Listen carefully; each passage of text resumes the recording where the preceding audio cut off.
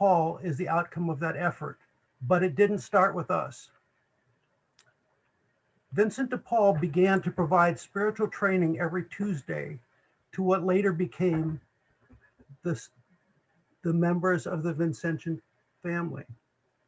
Our program will consist of focused bi-monthly study to re-engage, offering a deeper dive into the spirituality, culture, and genealogy of the various arms, founding documents, and art of our Vincentian family.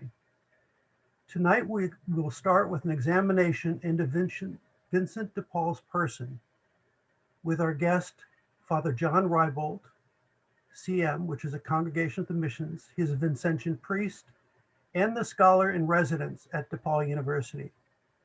Later in the year, we will follow the Genesis, and we'll have the opportunity to introduce Vincentians to each component that makes up the arms of the Vincentian family. We could not have found a more knowledgeable person to kick off and set the standard for the future.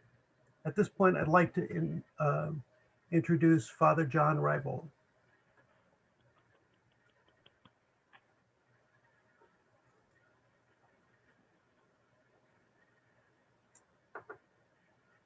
Father John?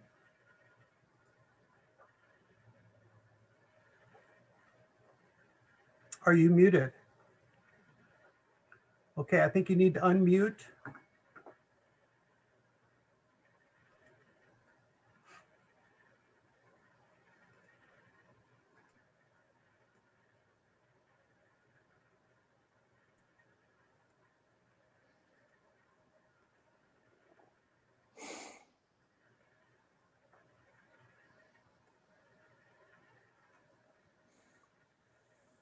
There he is.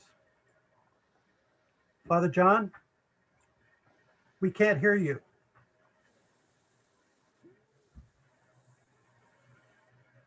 If everyone could please switch to speaker view or presenter mode.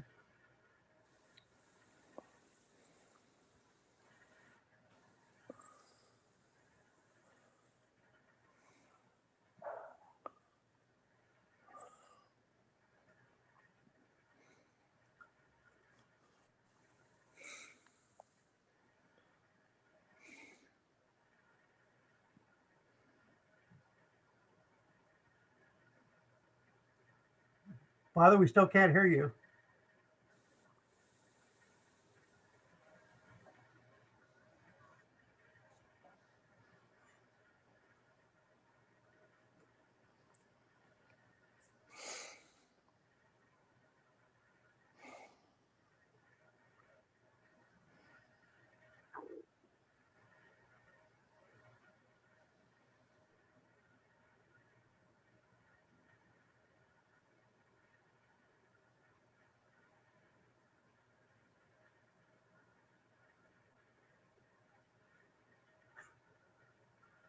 You hear me, but we can't hear you, and everybody's here to hear you.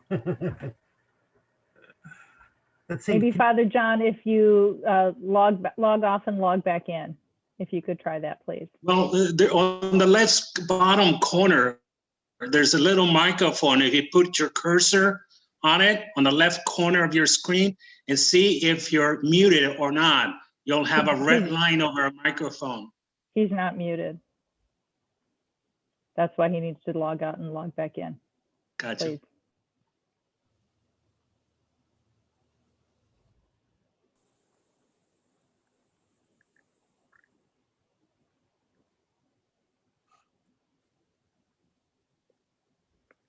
Well, I'll take this moment to remind everyone that coming up this Saturday, we will have the second half of the OSNM orientation, and that'll take place starting at 9. But if you could get there about 8:50, we'd love to log you in and get everybody settled before we kick off at 9 a.m. It'll go from 9 till 12. And we have a couple of terrific presenters.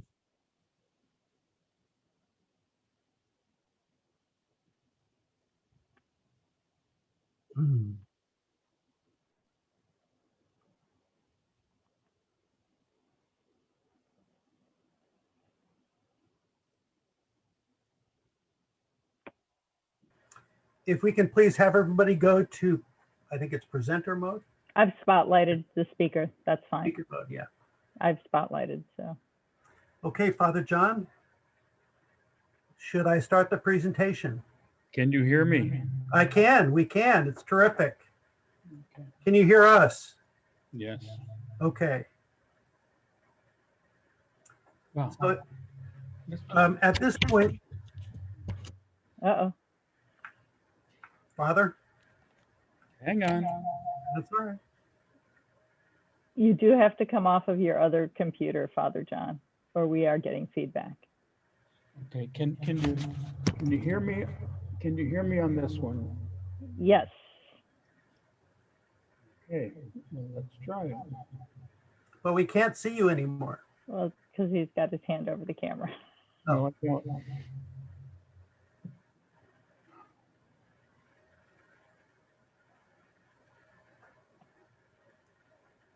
I think we're hearing him off the one he's got his hand over the camera because that's the one showing on the screen. Right. There we go. Okay. Father, do you want to test the sound? I'll test it now. Okay, terrific. And you're getting off the other one, correct? I am. Perfect. Thank you. Okay, if we can have everyone, at this point, I'd like to introduce Father John Rybolt. Father John? Yeah, hi, everybody. Sorry about all that confusion. I don't know what happened, but fortunately, I had Plan B, which is what we're on now, which is my Excellent. my little laptop. So, what shall I start with?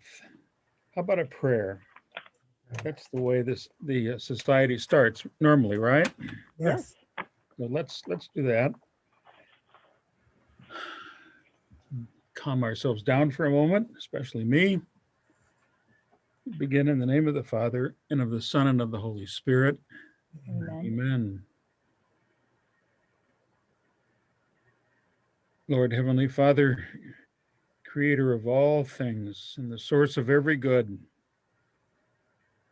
we thank you for the occasion we have this evening to think about our founder and patron, St. Vincent de Paul, a man of great simplicity, humility, meekness, mortification, and zeal for souls.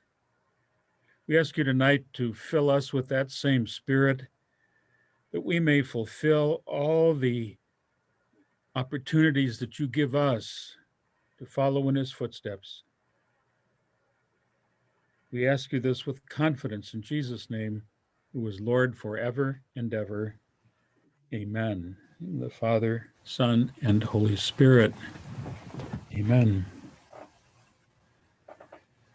I'm going to be looking on another screen part-time, so don't be surprised if I turn away, but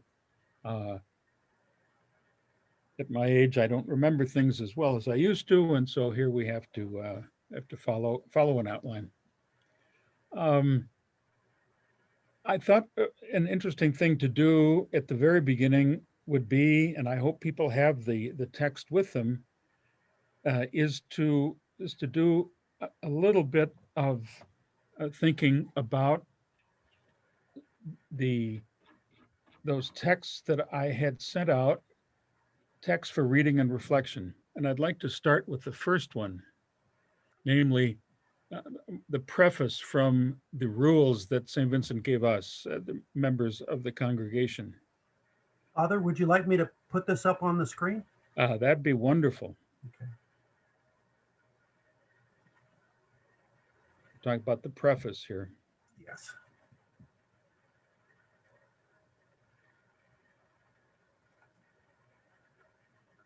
Good. There.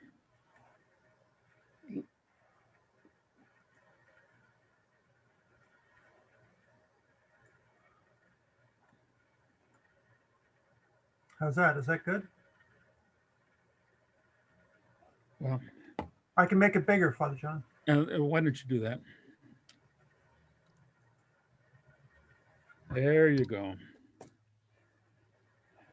St. Vincent said, I wrote this for us. He said, and as you can see, I have tried to base all the rules, where possible, on the spirit and the actions of Jesus Christ. My idea was that men who are called to continue Christ's mission, which is mainly preaching the good news to the poor, should see things from his point of view and want what he wanted. They should have the same spirit that he had and follow in his footsteps. So may I suggest then, just to take a couple of minutes thinking about these things and focusing on the idea of to do what Jesus did. St. Vincent wrote, we should see things from his point of view and want what he wanted. And he says in many other places to do what he did. And so maybe we can ask ourselves during these couple minutes of reflection, is that what I'm doing? Or am I just fulfilling a job, doing something, but without thinking about really the larger questions that I should be thinking about? So let's just take a pause silently now for a couple minutes.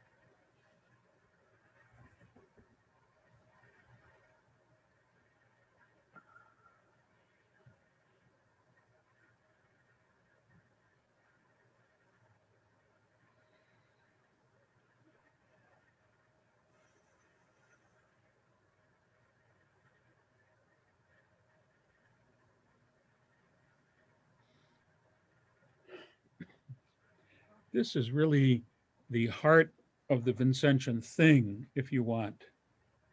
What does it mean? Well, it means really to do what Jesus did. And we hope that that will be the experience that each one of us will have as we go about our own ministry, especially to those who are most abandoned, people most on the outside of society, people with no other resources, all of those things. And our job is not just to be a social worker, but to do what Jesus did, to come to them with love and compassion and help and even sacrifice on our own part. So that's what we're going to do tonight. Okay, so thanks, Steve, for the putting this up. We'll go back to the regular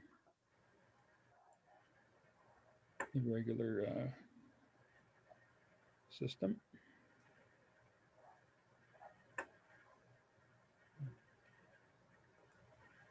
There we go.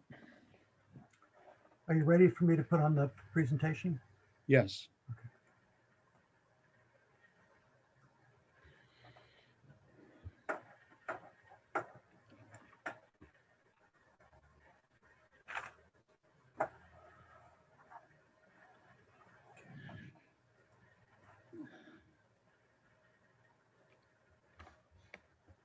I would rather say something about myself than have somebody else say something because those sound like obituary notices.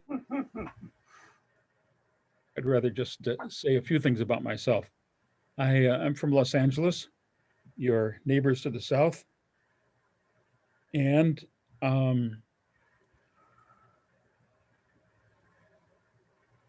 in high school, I went to the minor seminary in the Los Angeles Archdiocese. It was run at the time by our members of our community. And I always tell people that they gave me a big signing bonus. And so I decided to join them. That's, of course, is not true, but it makes a nice story.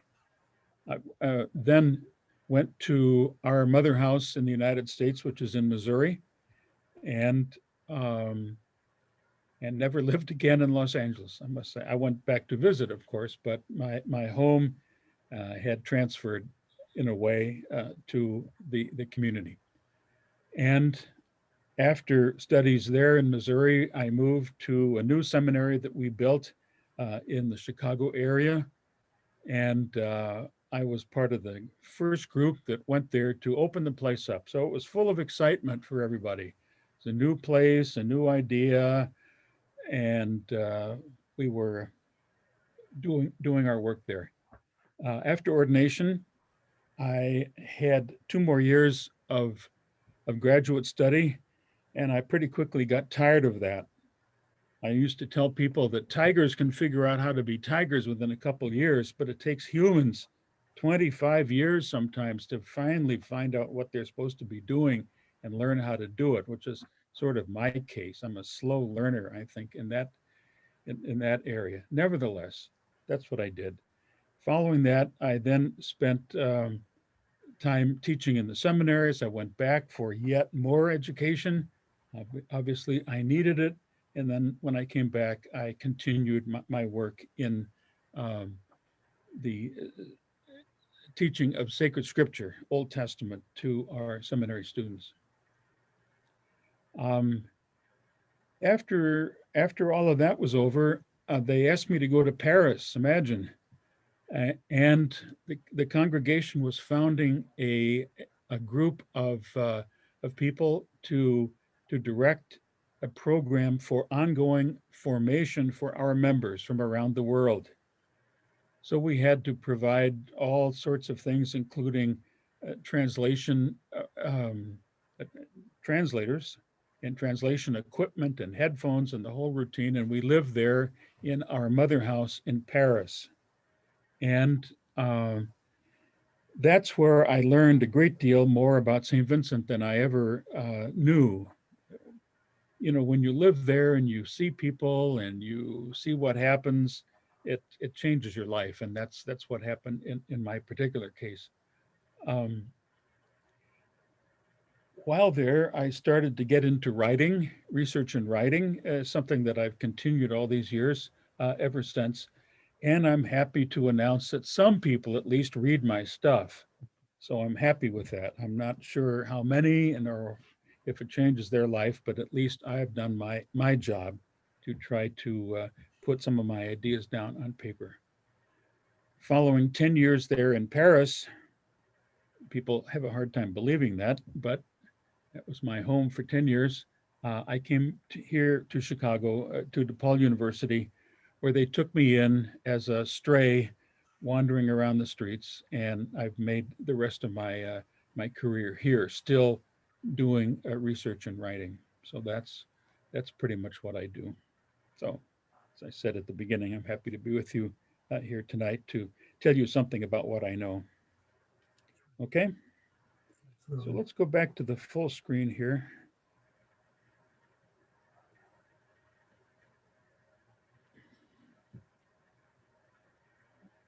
And we're not doing that yet. Okay.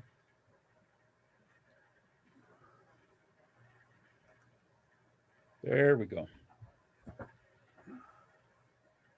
I want to say something now here. I've got a few minutes to talk about this. First of all, can everybody hear me all right? Okay, good. It's important to note that St. Vincent was a Parisian saint. He was born in the south of France, down near the Spanish border, but he came to Paris as a young priest, and he spent the rest of his life more or less in Paris. And he's one of the several, of course, Parisian saints, but he's central to a lot of the thinking about Saint Vincent and his work in Paris. Interestingly, for the Society of Saint Vincent de Paul, the original members used to meet at our mother house. Let's look at the picture number 1 that we have. We saw it already.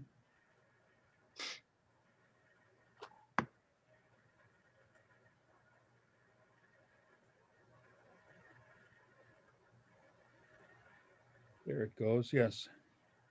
Now, this is the shrine where St. Vincent de Paul's body was laid out and in this beautiful silver casket or shrine. It's above the main altar in our community chapel there in Paris. And to be in the presence of this man is really a great privilege. People say, or used to say, at least when I was there, said, "Is that really him?" And I'd say, "Yes, it is really. What's left of him is there."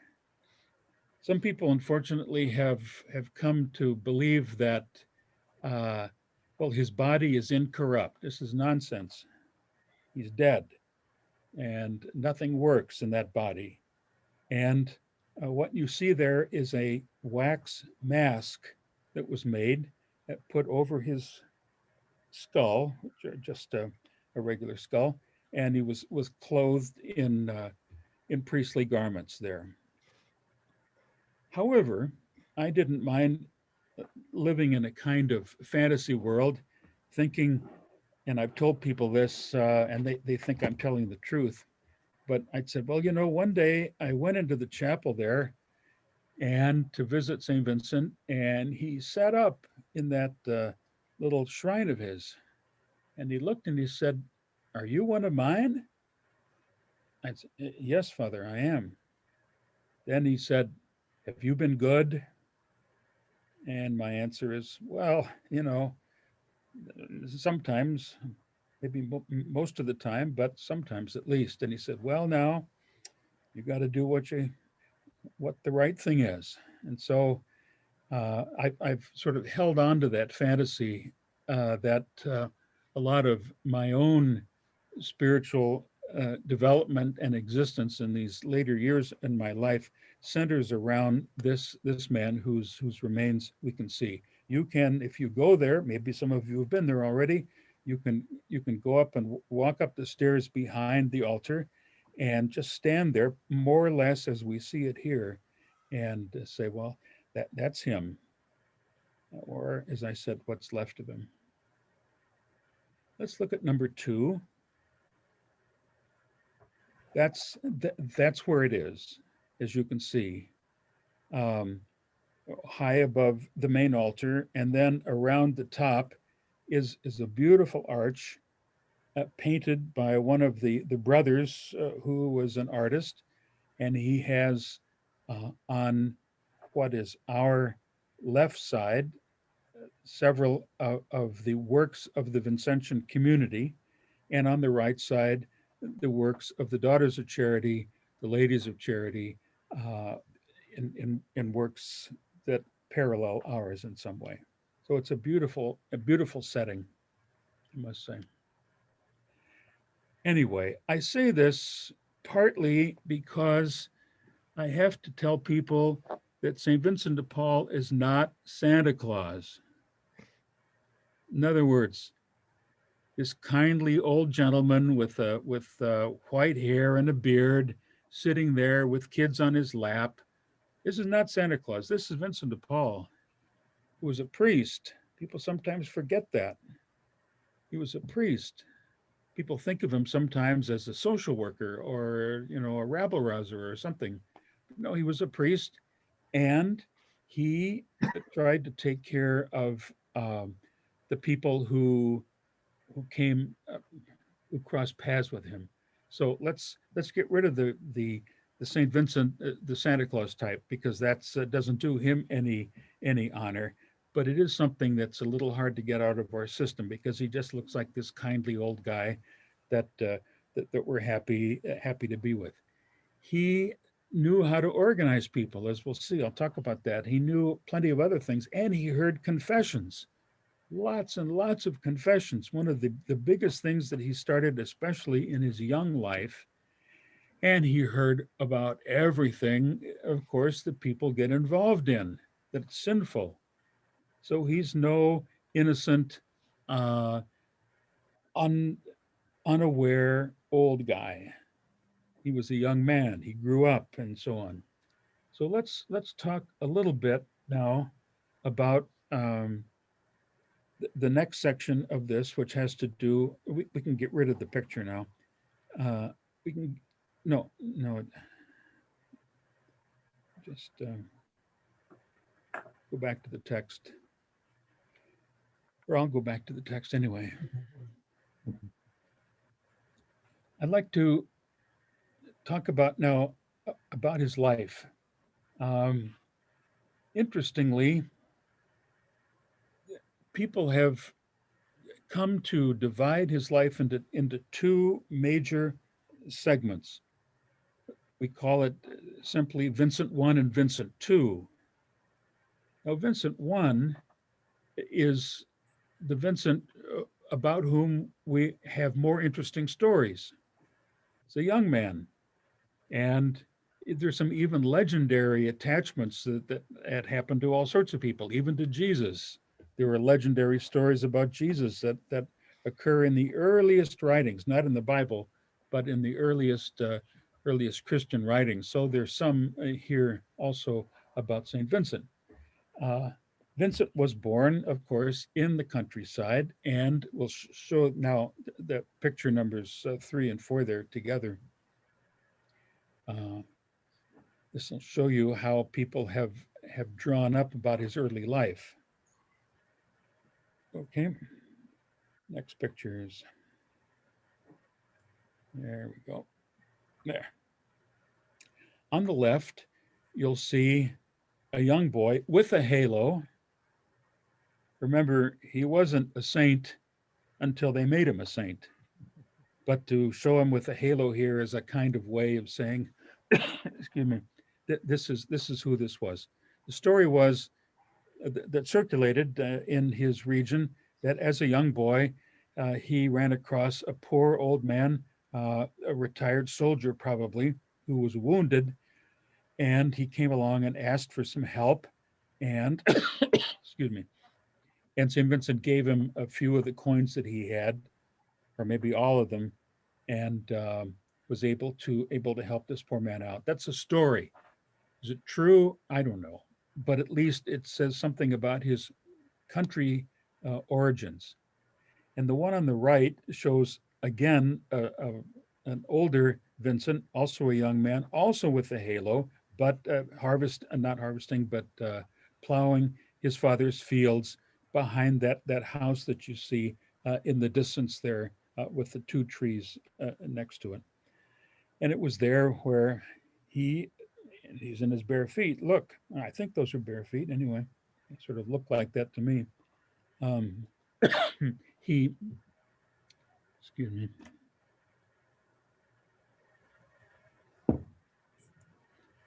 He worked for us on his father's property. It's important to say that too, because people think that, oh, well, he knew about the poor because he was very poor himself. That is just not true either. The family had property and they owned it, and they had people in the town who had money and influence and so on. But he still was a guy from the country.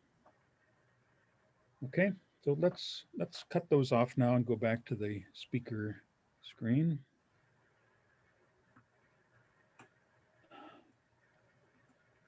There we go.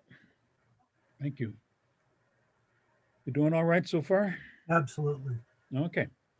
Well, one of the things people say about him in his early life, and they use a word that's not so pleasant, maybe, they call him an opportunist. That has a bad meaning in the sense that people are taking opportunities that don't really belong to them. On the other hand, it can mean, and I think that's what it's meant about St. Vincent, is that opportunities presented themselves and he was able then to go out and take advantage of them for the sake of the poor and the needy. So let's think of him as this guy who took advantage of providential opportunities. And that's important to think of providence, because St. Vincent was always aware of the hand of God there, leading him, calling him, urging him on, and giving him opportunities that he was able to handle. So he took advantage of those providential opportunities, and this is what he did. The founding of his works, excuse me, a number of works, really started in Vincent I, in his beginning years. The founding of what's called the Confraternities of Charity. That is a parish organization that looked out for the poor and the needy in their own parish. For the members of the Congregation of the Mission, ourselves, eventually work with the Daughters of Charity, but we'll talk about that a little bit later. But all of these go up to about the year 1625. If he was born in 1580, which we think, or 81 maybe, that made him at least 45 years old when he's still finding his real way in his life and in the church. So there he is, taking advantage of all of these opportunities that were sent to him by God's providence. So on this basis, this is part of maybe half of his life was over at this point. He lived not to be 90, but 80 maybe. And so at least half of his life was finished by the time that he finished this really important and interesting part of his life, Vincent I. Then there's Vincent II. Now this is more productive, but in a way less interesting. There's not so many stories. You kind of forget things. I don't know if people have seen the great old movie, Monsieur Vincent. It was a wonderful movie. I'll talk about it a little bit later. But most of Monsieur Vincent movie is the first years of Vincent I, and the rest of it follows one year after another, because there was nothing to show. They would have to show him at work, writing letters, visiting people, going to see the king or the queen, things like this, all of which are, I suppose, interesting, but not so colorful. And so this is the second part of his life. These were his mature life and ministry. One of the great characteristics about this life of his in the second part of his life was that he was a manager. We all nowadays have to be able to manage our lives in some way or another. But he had to do that because of all sorts of responsibilities that he had, besides the confraternities of charity, besides the members of the Congregation of the Mission, the Daughters of Charity, the Ladies of Charity of Paris, and many other things. He was responsible for all of those. He had to go to meetings. He had to sit through reports. He had to review financial reports. And he had to be sure that the farms that the congregation owned, which they used to get food to feed the members of the congregation in Paris, excuse me, he had to manage all of that, or he managed it, of course, with the help of others, but this was all in his mind. And he has a huge number of letters. We still have many of them. And it shows that he just spent his time doing letters. He had apparently, as far as I can tell, during his week, he would write letters on Friday, most of them on Friday, some on Saturday, even a few on Sunday. Well, when did he take a day off? Yes, he did. And the answer is Thursday. You may not think, why Thursday, but that's what he did in any case. But he knew how to manage his time and manage other people as well. Now, all of these works were about charity. And many people have called him the, quote, apostle of charity. Somebody for whose reputation was based and centered on charity. And so these are the works and that's what kept him busy in the second period of his life. He was also financially aware. I did a study one time on St. Vincent and money, and people really liked it. I know that they read that one at least because it talked about money. But it tells about how St. Vincent managed the money that came to him, where it went. On one occasion, the congregation was in great difficulty, and he said, "I don't care. You have to sell the chalices, but we're going to do that to take care of the poor people who come to us." That, I think, was a bit of an exaggeration, but I don't think they did that. But that was the way he thought about those things. He also, however, gave missions. That is, he preached for a week or 2 weeks or sometimes 3 weeks in country places. They taught catechism to the young.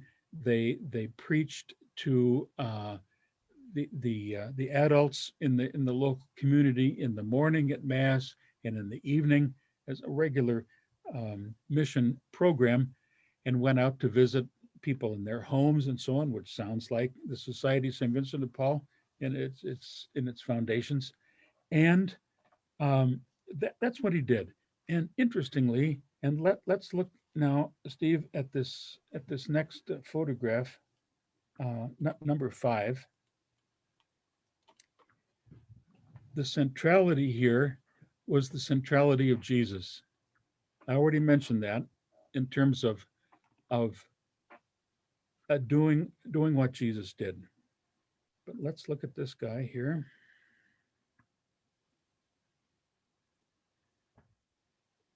For the confraternities of charity, which in a way are like the ancestors of the Society of St. Vincent de Paul, he wanted to give them, he and actually St. Louise de Marillac, the foundress of the Daughters of Charity with St. Vincent, wanted to put Jesus in the center of their thinking. And so the meetings of this confraternity, this group of parish people, were to be presided over by Jesus, who's there in the center. You'll notice at our left, you'll see a priest there giving communion to a woman, a sick woman in bed with some other people there. Now, who does that priest look like? Well, it's Vincent de Paul, as far as I'm concerned. Let me just say, in terms of parentheses, St. Vincent did not want his portrait made. He said, well, this is for rich people and kings and so on, and not me. So they managed to get an artist to come in there and sketch him occasionally when he wasn't looking, and eventually they did some paintings of him. But in any case, here's one where he's there doing spiritual works of mercy, and on the other side, on the right, it shows him with groups of the women, the Ladies of Charity of Paris, and there he is, Jesus, that is, urging the people on to do works. You see somebody, apparently a wounded person, sitting on the ground there without a shirt on, and there's some person helping him, and then there's other women at the top there. So that's the story. He wanted to put Jesus right in the center. So what are we doing? We do what Jesus did. And they call these paintings the, quote, Lord of Charity. So these are the Lord of Charity paintings. They're extremely rare. We know 6 or 8 of them perhaps that are still in existence. And they're really wonderful because they are right from his time and right under his direction in some way. He was no artist, but this is what they did. Okay, let's go back to the big screen. How are we doing on time now? We're doing okay. We're a little bit behind. Okay.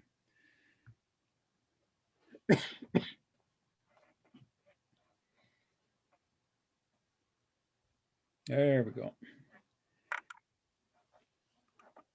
We've got Vincent 1 and Vincent 2. Another way of dividing his life, just to hold on to it, is to think of Vincent before the founding of the Congregation of the Mission, which happened in 1625. Excuse me.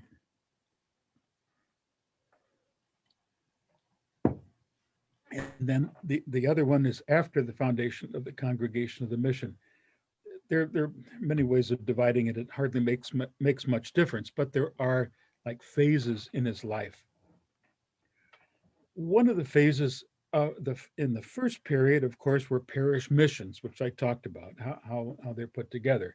The Confraternity of Charity, that is a parish-based organization in which the local people in the parishes were invited to come together, to give some money if they could, but to help out those people who in the parish were in greatest need.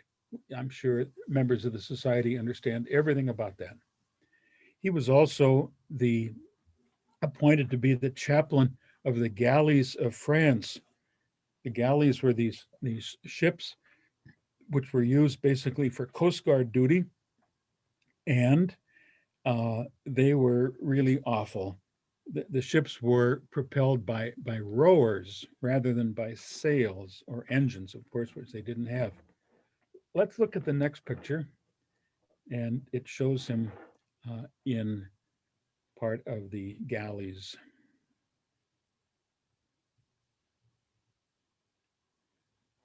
This is a picture, a photo from the film Monsieur Vincent. There he is. He's there. The actor looks like him, it seems to me. Anyway, he saw this poor man, a rower. It's a little hard to tell. Can we move the slide over a little bit? Maybe not. No. I guess we can't. It's okay. Forget it. But it shows him a poor man had been. We can see that the poor man has fallen over, and St. Vincent was watching this whole thing because he's the chaplain general of the galleys, and he said, "This is awful. Stop." So he ran down and moved the rower out of the way, a convict, and he took his place. This is fiction, but it's one of those stories that's connected with the life of St. Vincent. Then we'll look at the next picture. One of the other things that he did was to be a chaplain for this family, a noble family, the Gondi family, Gondi. And this is Madame de Gondi, Marguerite, and her husband. I don't have a picture of him here, but the good thing about them, they liked him. And when the time came to assure that he would be able to give missions, they gave him money as an endowment to found an organization which turned out to be the Congregation of the Mission. So in some way, we point to Madame here as the foundress with her husband, the founder of the Congregation of the Mission. They gave a lot of money, at least in the hundreds of thousands, if not more, in modern day money, and it supported through the interest that was paid. It supported the original members of the congregation. And I always tell people the Congregation of the Mission began with an investment, and the investment is from the Gondi family here. Now let's move ahead to the next illustration. Who's this? I hope everybody knows that this is St. Louise de Marillac. This is one of many pictures of St. Louise. She wears this black veil because that's what widows wore in her time. She was a widow. And there are many pictures of other noble women and other women of a certain class who were widows and who wore this, and that's why she wears it. But it shows her here. There actually is only one picture of Louise, one real one, made either during her lifetime or very shortly after her death. But everything else is based on that one. That's why she always looks like this in all these places. Then let's look to the next one. Obviously, these are the famous Daughters of Charity in the old habit from the 19th and early part of the 20th century, helping out poor people, a man and a boy, I think they're at the far left, and they're helping them out. The sisters went out, and very hard work, of course, but that's what they did, and they were known sometimes as the angels of charity, and many other names. Yeah, proper names, I should say. Let's look now at another organization that he founded in this time. We'll take the next picture. These are the Ladies of Charity.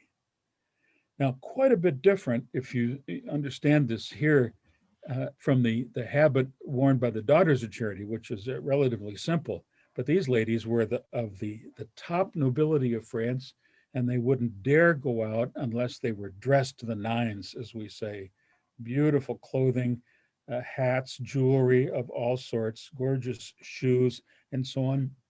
And here, St. Vincent gathered the ladies together and tried to encourage them to do works of charity. And they decided to work for the foundlings, that is, abandoned children. And that was their work.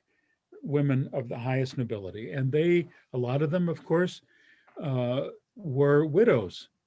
Sometimes their husbands, being of the nobility, had been in the military and were killed in war or wounded or something, and were no longer around.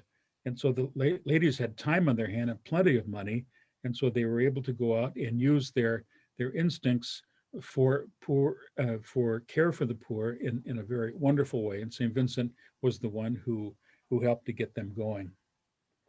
And finally, that's the last of these illustrations, but St. Vincent also dealt with other groups of sisters, women religious. He was a member of the Royal Council that dealt with matters of church affairs.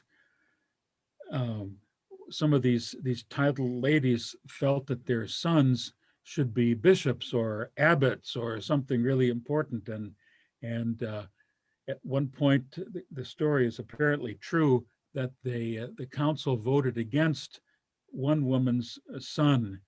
And so said, well, who's going to tell her? And they said, Father, why don't you go tell her? So the members of the council was the queen and the young king, the boy, Louis XIV. So Vincent had to go over there and tell the lady, and she was so angry, she picked up a footstool and threw it at him, and it hit him in the head and drew blood. And as he's leaving the room, according to the story told by the brother who was with him, he said, it's wonderful how women love their sons. So there you have something about St. Vincent's observation. He did many, many other things, help for the clergy and so on and so on. Anyhow, we're more or less and over, I suspect, to the end of these are from the next section here. So let's cut the pictures right at the moment. And we're going to see if we have any questions. This is our question and answer period. So the couple of questions that we have were more related to the preparation materials. So I've posted the syllabus that Steve had sent out initially with the first invitation in the chat. If anyone wants to download that, that has some of the reflections that Father John did at the beginning. And we'll probably be going to during some of the rest of the presentation. And then we do have electronic scanned copies of the book Vincent de Paul, The Trailblazer by Bernard Peugeot. We've scanned it into 3 sections because they're pretty big files. And we will put those in the Dropbox so that they'll be, oh no, actually, I'm sorry, we can't put them in the Dropbox, but we will put them, we'll put a link on our website to them so that people can download those as well. So hopefully that answers those questions about the materials.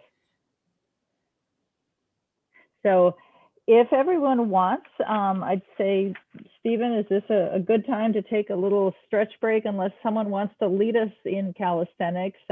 If you want to turn your camera off, if you want to, go take a stretch, refill your water, coffee or tea, and meet us back here at 7:10 West Coast time. Okay? Perfect. Okay, Thank you. Yeah. 7:10, 9:10 our time. Yeah, That's just 5 minutes, right? Yeah. Okay. Dr. Rybolt, Yes, sir. I'm a daughter of Charity. Oh, Wonderful yes. to hear you again. Hi. Wonderful to hear you again. It's Thank wonderful. you. Thank you. And Father Rybolt, Sister Paul will be doing the second of the Right. first Tuesday series in 2 months. That's So good. Well, I hope you set her up well. I hope she has a better experience than I did getting started with my computer. I don't know what's wrong, but We will follow the actual birth and genesis of the society as it starting with Vincent in Europe, and then followed by the Ladies of Charity, then the Congregation of the Mission,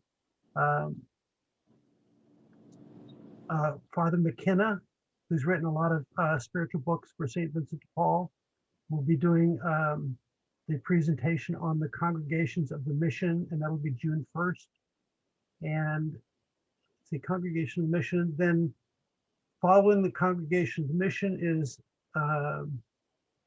Rosalie Rondeau, a workshop just on Rosalie, followed by one on Frederick Ozanam, and that's going to be presented by Ralph Middlecamp, who's the national president of the Society of St. Vincent de Paul. And also now a member of the International Board of Directors. And I can't remember, it's a new role they created.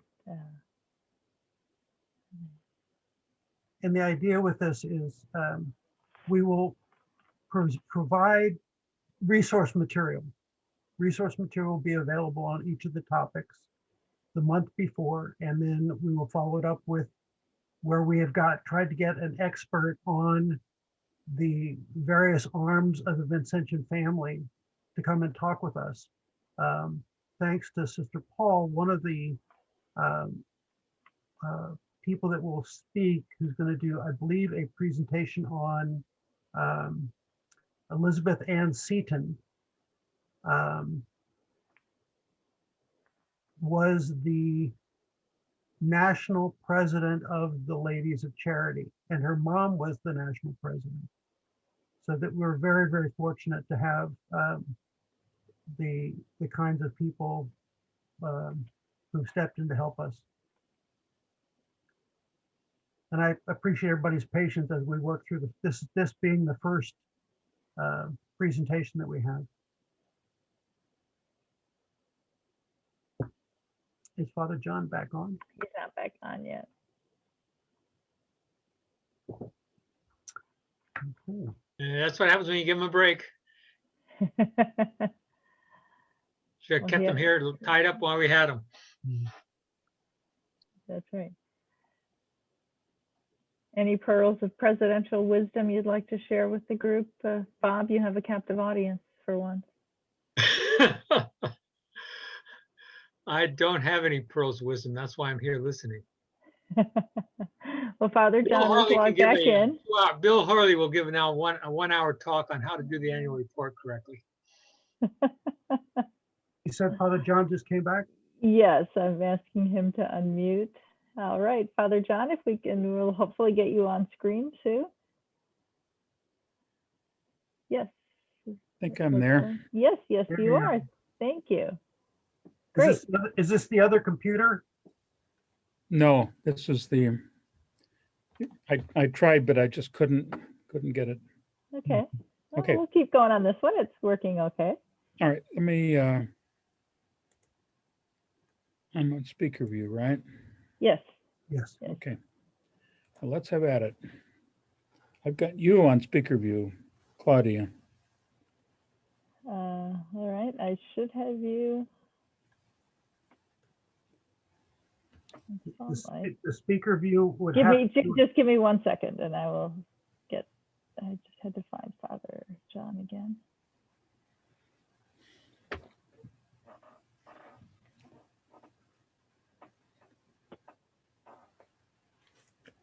Were we going to go through that first question, Claudia? Yes, so Father John, while I'm doing this, in reading the book, Vincent as a priest was always looking for the parish to which he would belong. He always seemed to look for money too. Seems so different today where a priest is assigned. Can you explain the difference of being a priest then as it is to being a priest today? The priesthood is the same, of course, but how they managed their appointments are different. In those days, the bishops did not appoint a priest to a parish. That's what they do nowadays. But in those days, they didn't do that because the responsibility for that rested with the lords or ladies who were responsible for the district. They were responsible for all of this this management. Okay. Interesting. So Okay. of course he was looking for money. He had huge responsibilities. And he said that our men were not a beggar priests. We didn't go around doing that. Although I've done it, I mean, looking for money, going around visiting parishes and so on. But there's always need for money out there. And so that's no surprise. And then what can you say about Vincent being ordained at 19 years old? Well, there are rules and there are rules, and he was ordained in a place called by the bishop of Périgueux, which is a city in the south of France, and the bishop was he was a friend apparently of this family that hired Vincent to be a tutor for their children. And so they said, he's a good boy, you can, it's okay. So the bishop went ahead and ordained him, along with apparently some others. We know it because that was in 1600. We have the actual document. So anyway, you're a long way from Rome. So, that's what happened. Options get made. Yeah. All right, I think we're ready to continue our presentation. Okay. Thank you. Now, let's look at that next photograph, which is number 11 on this thing.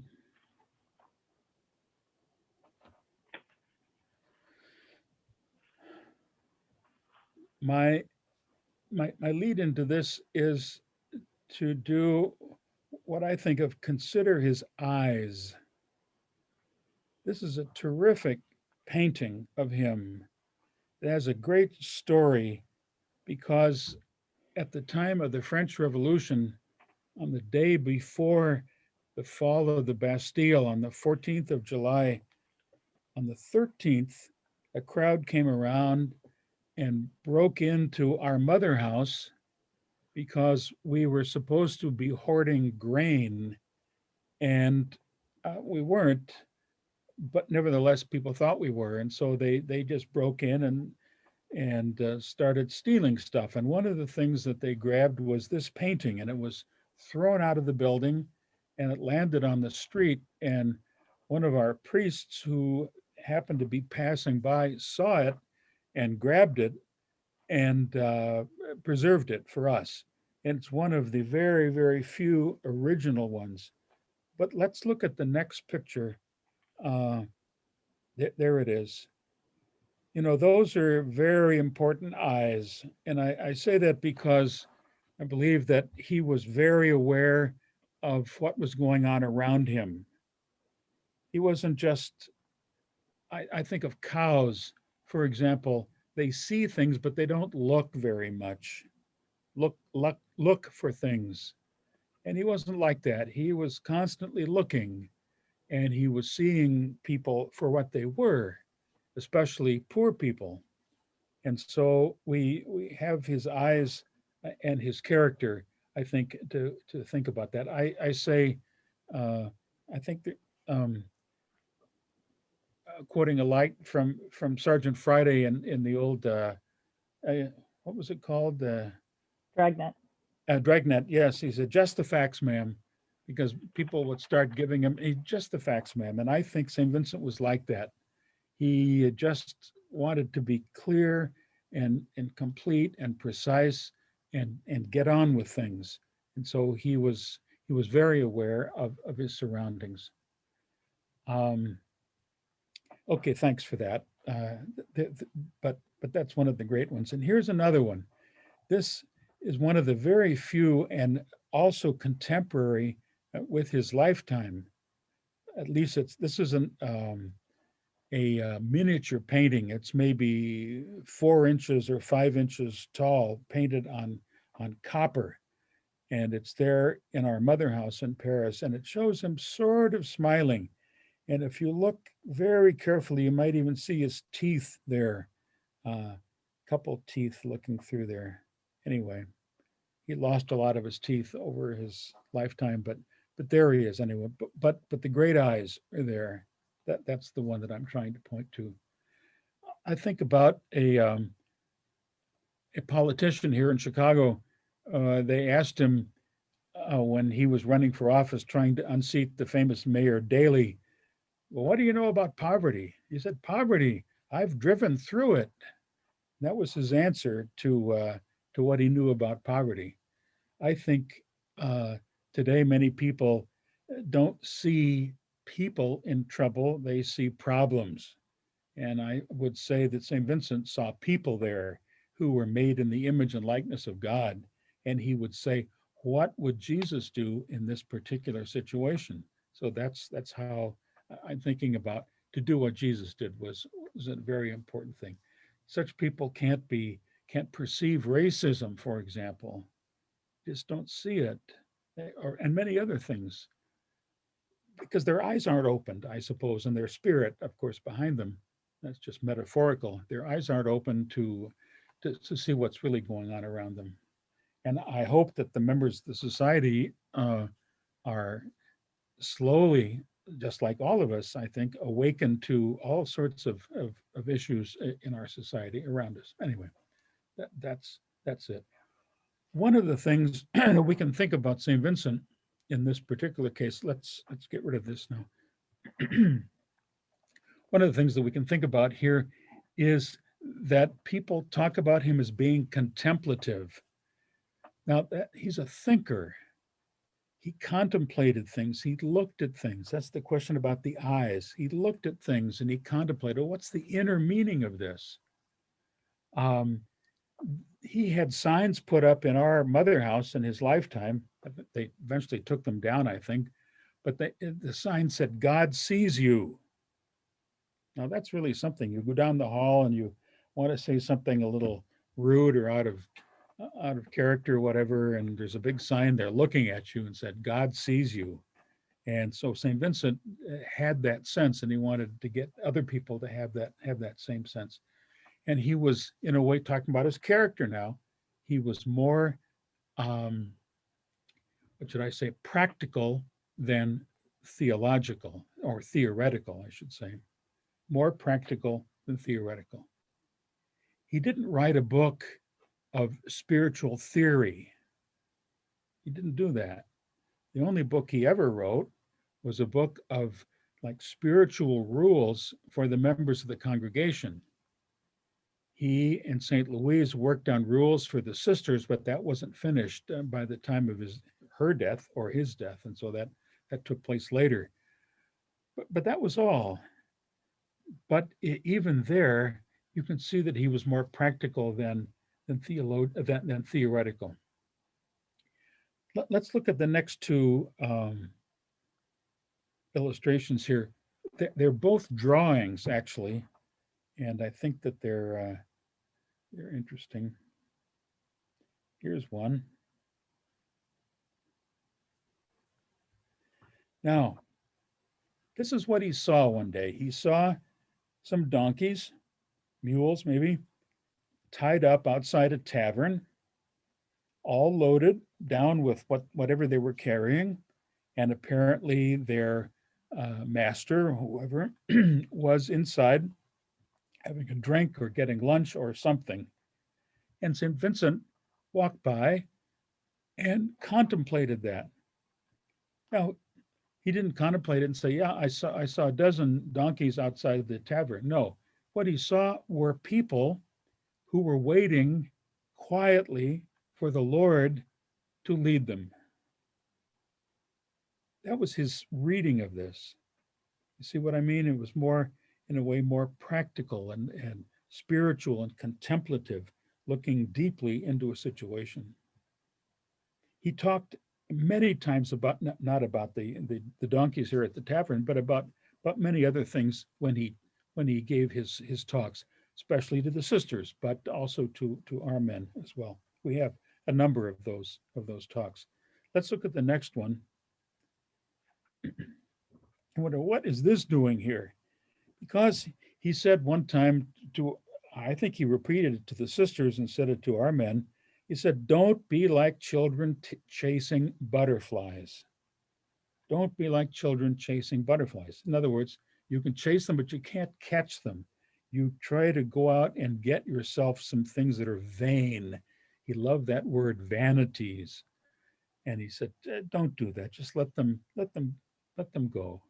And so, again, other people, myself included, would have seen kids chasing butterflies and say, well, that's stupid or whatever. They're not going to catch them. But he looked at it and then immediately had this theological or prayerful insight. And that's the kind of person that I would like to point out. Okay, so we're done with those. It was a young student, an art student here at the university, drew those for me, and I published them with some other reflections about St. Vincent's animals. Who would ever thought about that? Anyway, one of his contemporaries, a priest, left, actually a contemporary, almost the same age as St. Vincent. They were friends, and I was able to read some of this priest's writings. They were never published, but they were in manuscript form in their archives. And you read them, and in 5 seconds, you know, this is not Vincent de Paul. He'll say, oh, beauty, oh, sublimity, oh, majesty. What are you getting at? But that was his way of thinking, this other guy. But you know, in, as I said, 5 seconds, this is not Vincent de Paul. He wasn't that way. He was practical. He was down to earth. He was a man of the country. People said the reason he was that way is because he got his feet dirty when he was young. Maybe so, I don't know. But you can certainly be sure that that's not him. Another thing to realize about his character was that he was emotional. Emotional.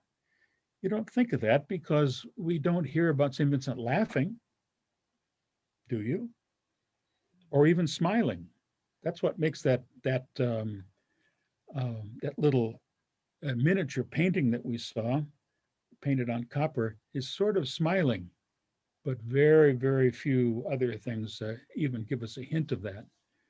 But he was emotional. He would break into sobs during his talks. He would say, oh, excuse me, and he would kneel down and weep. I said, my goodness, he was said, when he said mass privately, of course, most of the time. And when he was praying at the prayers for the living and then the prayers for the dead, he'd pray for the prayers of the living, he'd pray for peace, and he would just stop and breathe deeply and sigh just for a long time, because he knew the issues that were involved in there. I don't think do that anymore. Be a little strange, but anyway, he did that. When he and somebody had some conflict of some sort, he would usually go back to the guy afterwards, kneel down in front of him and say, "Father, I'm so sorry. I let my temper get away with me. Please forgive me. I'm the greatest sinner that ever existed. And you've seen me, and please forgive me." And the other person, of course, is knocked off their feet, because here's the founder, well known, who goes to visit the palace and has friends who are duchesses and countesses and the highest nobility in the church and state and so on. And there he is on his knees, asking forgiveness for something that he'd done. There's an interesting story, and I think it's true, that he was interviewing an abbot at one point, ahead of a monastery. And the guy was famous, and he wanted to see Father Vincent, and went to our mother house, and Vincent was happy to see him, and they talked. And at the end, the abbot stood up and Vincent knelt down. He said, "Please give me your blessing." And the abbot knelt down and said, "No, you give me your blessing."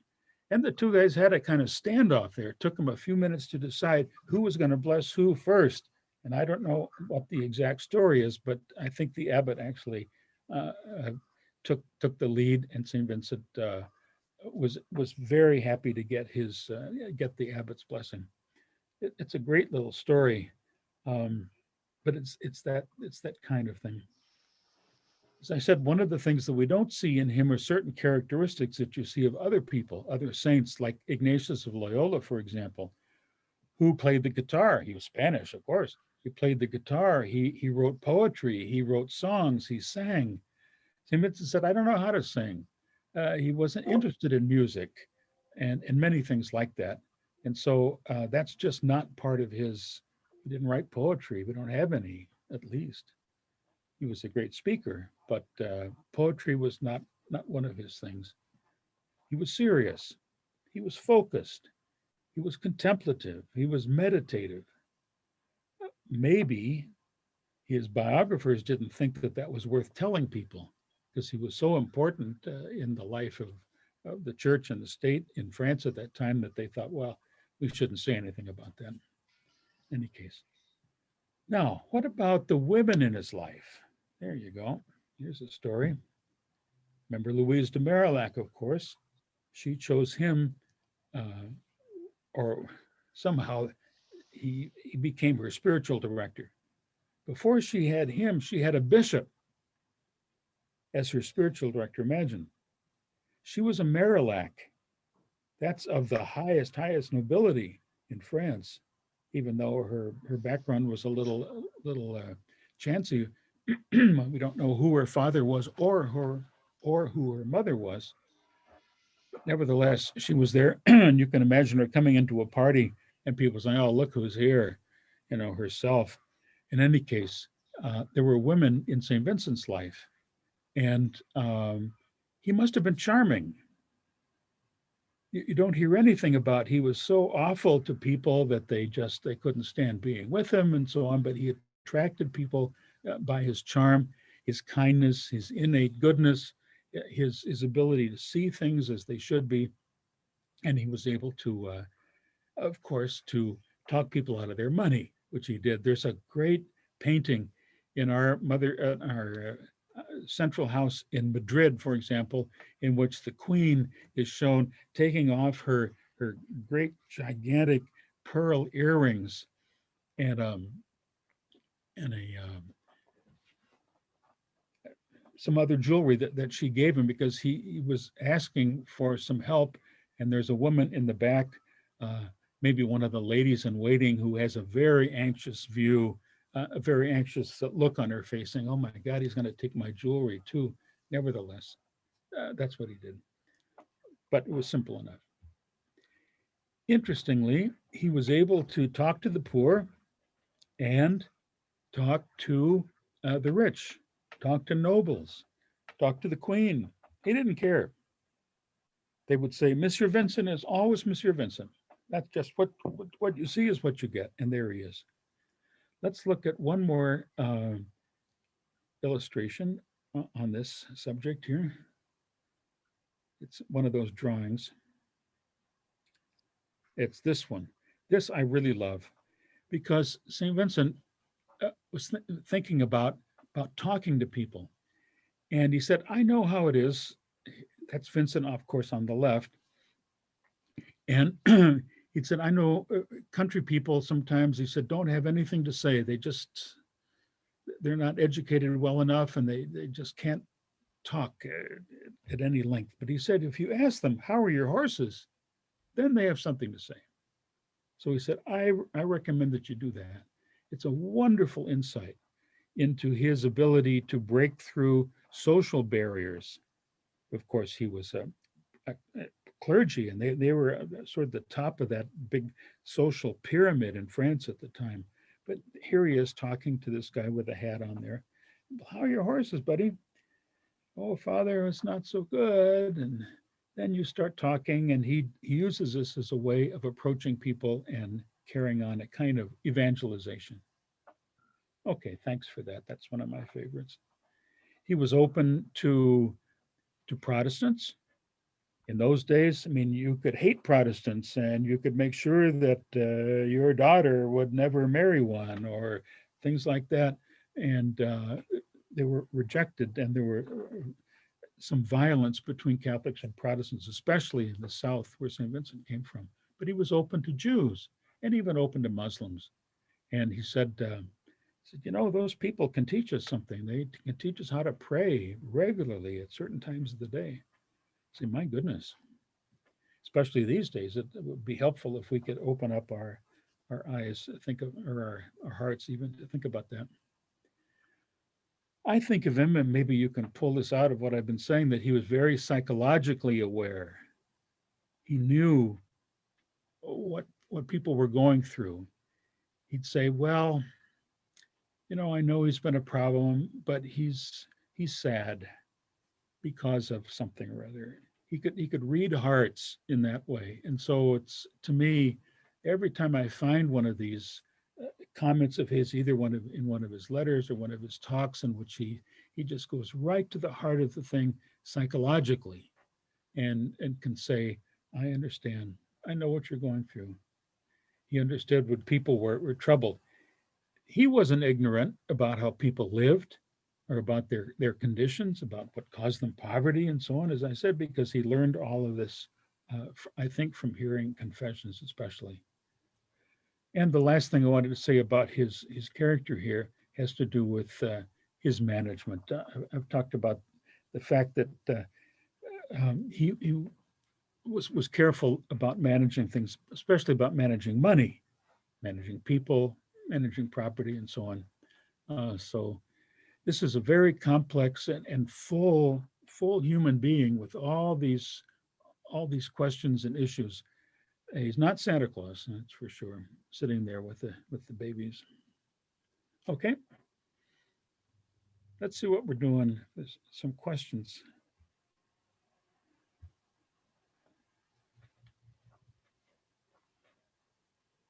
I can't hear you. Claudia, I can hear you. Sorry, there's one question that's been asked that is actually answered during the Osnum orientation, which is the link between St. Vincent de Paul and the miraculous medal and St. Catherine de Laboure. So if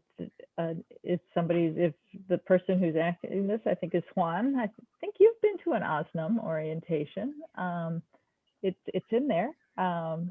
So I don't know if you want to answer that at all, or if we want to go to a more St. Vincent focused question, and I can send you the book about it too. I've got miraculous medals here in my office with a little literature packet that goes with it. So if anyone would like those, let me know. I've got plenty of that myself.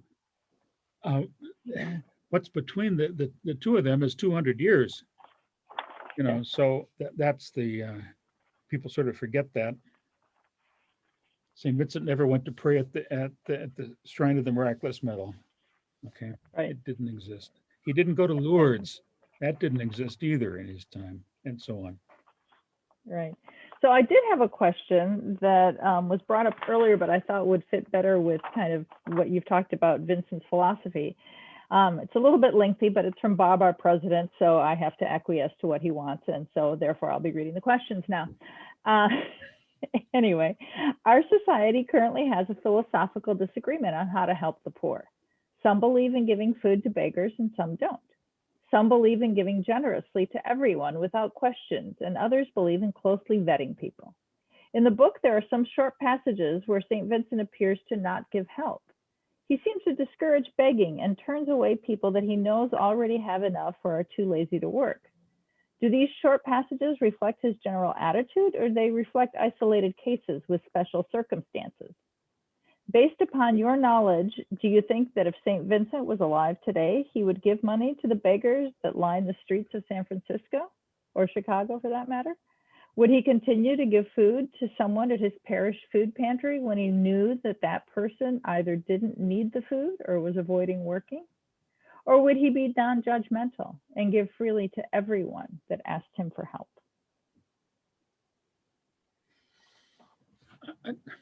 My sense is that he would, and I think did, give freely to people who were in need, as long as he can afford it. He said, we're out of food. I mean, I'm sorry, we don't have anything else, but you can go down the street to the Daughters of Charity or to the Sisters of whatever, and they can help you. So he wouldn't cut them off exactly. He wasn't the only show in town. We kind of think that sometimes, but he would undoubtedly have put the people on the right track to be able to get some help. But because everybody suffered in those days, even the guys in our mother house there, they suffered because as people have studied this whole thing, say there was never a year in France in his adult lifetime in which there wasn't a war somewhere involving French people. And many times there were invaders and wars, civil wars and so on French territory. And that one of the things that did, of course, was to ruin crops, and people were starving. He has awful stories of information that he got from people about people in the winter covering themselves up in the bodies of dead animals so that they wouldn't freeze to death. And so he understood really the awful stories that people went through. He did the best he could, and he raised money. He sort of advertised. He published letters that were sent to him in Paris describing the condition in certain places, and he then put that out, and those were distributed to people of means so that they'd be moved to help. It was something like that. I would say I'm thinking of it from a managerial point of view.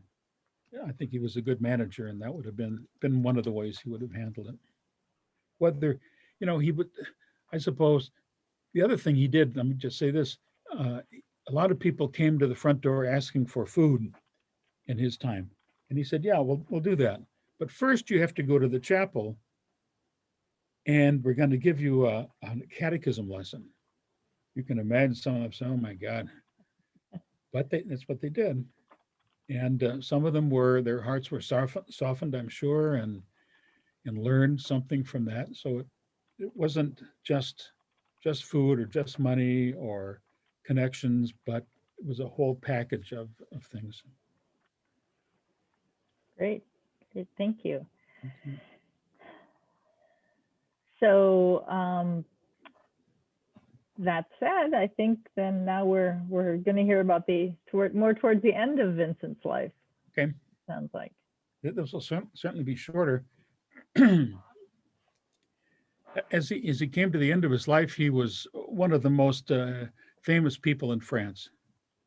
Of course, apart from the king and some of the nobles and so on, and the famous bishops, preachers. but he was one of the people that everybody knew about, this great saint of charity, if you want, who lived in Paris, and people flocked to him for retreats, for spiritual guidance of some sort or another, in addition to the many, many other jobs that he had. And but as he grew older, of course, his body wore out, and parts of him weren't working very well anymore. He had apparently an enlarged prostate. Imagine. I know what that's all about. And so he had trouble, and he couldn't walk eventually, and they had to move him around and carried him in a chair. I don't think they had wheelchairs exactly, so they carried him in a chair so he could at least attend Mass, because Mass, according to the rubrics, you have to stand when you're saying Mass. Nowadays, that's not true, but in those days they did. And so he had to give up saying Mass, which was very, very close to his heart. And he had eye problems and many other problems, but that was, he lived with that and knew what was happening to him. St. Louise died the same year that he died, but a few months before. And people have criticized him because he didn't attend her funeral. Well, he was homebound and he couldn't go out, even though it was just across the street where her funeral was held, but he was just in no condition. And after her death, he held conferences about her life and her virtues and so on, and invited the sisters to come over to his house, where he then helped them. But he was pretty much housebound at the end. He had been a great rider of horses, a great horseman in his day, but that's a long time before. Anyway, when he died, people realized that some great light had gone out, and there was lamentation and so on, but people thought everywhere this was a great guy, and they thought about his possible canonization. Calls were made for that, and so by 1737, he died in 1660, so 1737, do the math, 77 years later, he was canonized. And when the members of the congregation met after his death, they had to decide, now what are we going to do? Because he's not here. It happens so often in the founding of communities that the founder or the foundress is out. Father John, I think you muted yourself. There we go. Is that right? Yeah, you're good. Okay. Talking about the things that had to be done after he died. What are we going to do? Well, one of the things that they had to do was to take care of things that he left undone. I mentioned that he had done rules for the members of the congregation, but he hadn't finished the rules for the sisters, so that had to be done, and many other things like that. So there were things that had to be done, but they were done in his spirit, and that was said regularly. We have to be sure that we follow the path laid out by our venerable founder.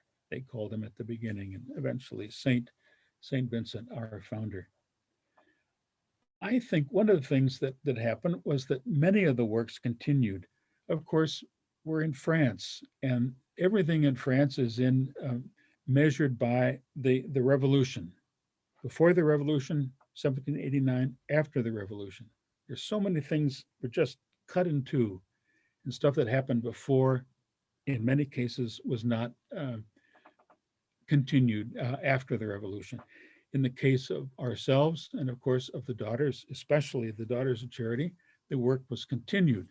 That's where the Society of St. Vincent de Paul started, of course, after the revolution, and on the basis of many other things that happened before, especially the confraternities of charity and the ladies of charity. One of the things that was very important to keep his work going was the film that I mentioned, Monsieur Vincent. It was finished in 1947, 48, just after the war, and it caused a sensation in France because France had been through some awful things.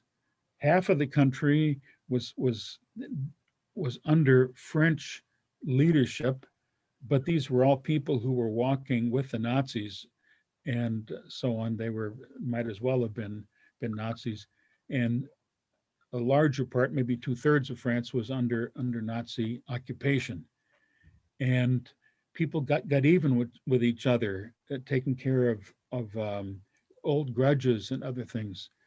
People who collaborated with the Nazis were treated awfully. Of course, they treated others badly, but so it was revenge. So there was a huge amount of upset, social upset, and so on. And eventually, this film came out, and it helped to galvanize the sense about charity, because they could see this famous actor who, I have to say, did movies for the German occupation, Pierre Frenet.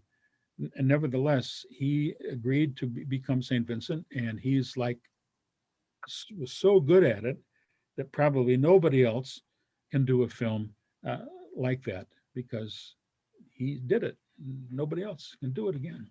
It's tough. Anyway, but it was that film was a great thing that alerted people to the need of charity and so on. And I suspect that had a great influence in the life of France and other places. And it spurred an increase of charitable activity and outreach toward those who were poor, whom St. Vincent called our masters. Not masters in the sense of owners, but teachers. The French word maître, master, often means one's teachers. And so I think St. Vincent was saying there, the poor are our masters. We learn from them. And that kind of an attitude, I think, was something that changed life in France. So that's part of his great outreach. And now, of course, as you know, and you'll find out in this big program that you're starting on, about the organizations all around the world, with hundreds of thousands of members of this greater thing that we call the Vincentian family. We had to be careful as members of the congregation not to think that we know what you need, so we'll tell you. No, we can't do that. When I was in Paris, we would invite the woman who was the national president of the Ladies of Charity, called the International Associations of Charity. She lived in Paris, and we invited her to come to talk to our men who were being formed, I guess. And she would tell us how to be Vincentian. It was terrific, because a lot of guys think, well, what do women know, But she knew everything, and she was absolutely terrific. So I would think of somebody like that who's a carrier of the same charism that we all, I think, hold dear to ourselves. I just think of her a lot, and I'm grateful for what she had to say. I had to do the translation, in fact, and I thought, oh my God, this is great stuff. I think I probably said that over the microphone, and people were surprised to hear that. Anyway, it's what you can do when you're a translator. Okay, how are we? I think we did We're it. doing great. So are there questions that people have or observations that you'd like to make? We have a few minutes. Mr. Paul made a comment that said their rule was completed, but it did not include the successor of St. Vincent would be superior in perpetuity. She held out until that was included. That's true. And the Holy See agreed to that. Everything has to be, of course, approved by Rome. And so they did that, and people challenged that over the years, but it's never gotten very far. They certainly challenged that after the revolution, as the sisters were being sort of reconstituted. Napoleon who ruled everything, said all the sisters will be sisters of charity, all nuns. And his mother, Madame Letizia, would be the superioress general of all the religious women in France. Imagine. It was nonsense. Wow. But that's, Honor. they had to break out of that. Fortunately, the revolution was over and Napoleon was gone, and Letitia, I don't know what happened to her. Can Okay. I add something here? Please. Father? You know, the center part of the Daughters of Charity Mother House was in fact the home of Napoleon's sister. And it exists still, but and the rest of the Mother House was built around it. Hmm. But he thought, you're right about that. He thought that he could install his mother as the superior. Yeah. That was a non-go.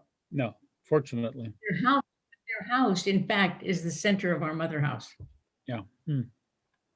So Thank there's one last question I'm going to pull out here before I ask you to lead us in our closing prayer. It says, what is meant the poor in our society? Oh. That's a short question. You can answer just right.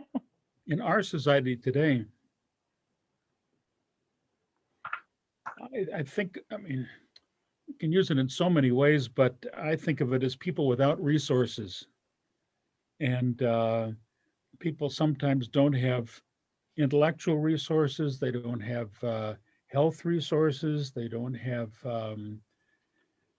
they have addictions. They can't get out of that. And then there's food insecurity and health problems. All those people are poor in some way or another because they lack the resources.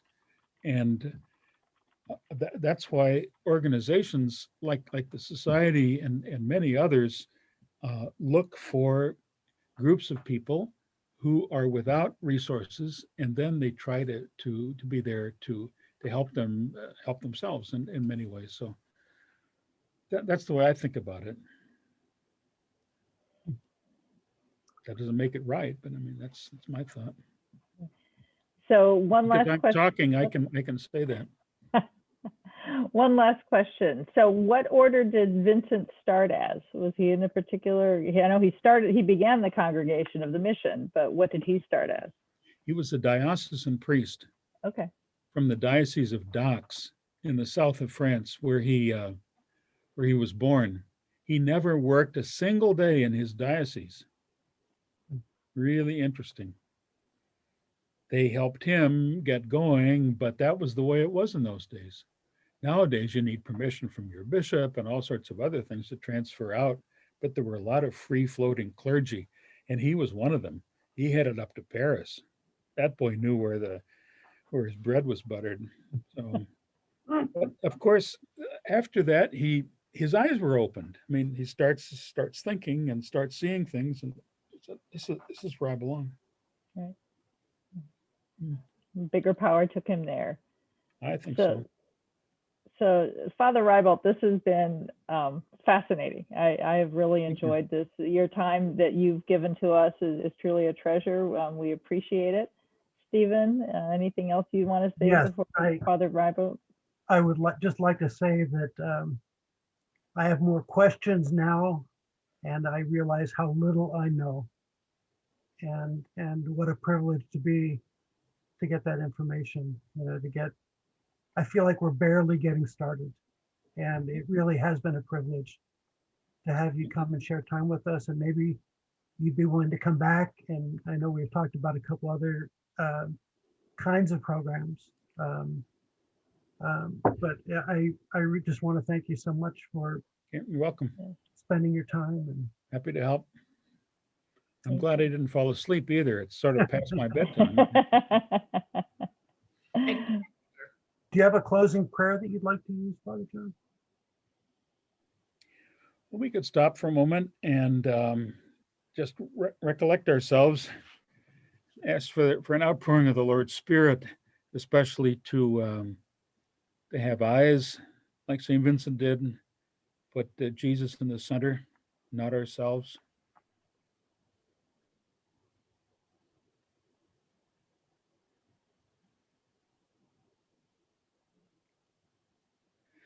Lord, hear us tonight as we raise our minds and our hearts in prayer.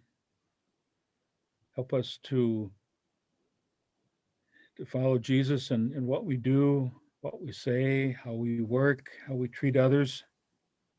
May we be his hands and his eyes and his arms and his heart for all those whom we serve. We give glory to you, Father, Son, and Holy Spirit, one God, forever and ever. Amen. Amen. Amen. Thank you. Welcome. Thank you so much. Thank you, Father. Thank you, everyone, for coming and joining us. We'd welcome your comments. Let us know. Again, it was our first time through with this, so we always want to keep improving or changing. Well, I don't know if we could improve over Father John, but we will hopefully get the material information to you in the next month, so that you can prepare in March for Sister Paul's presentation. So look forward to seeing everyone back. Tell your friends. We can have more join. So Friends. Father John, thank you so much. Okay, Steve, thank you. Thank you, Father. Privilege. Thank Okay. you. It was great. Thank you, Thank Father. you. Thank you, Thank you. Father. Father. Thank you. Good night. Good Thank night, you, Father. Night.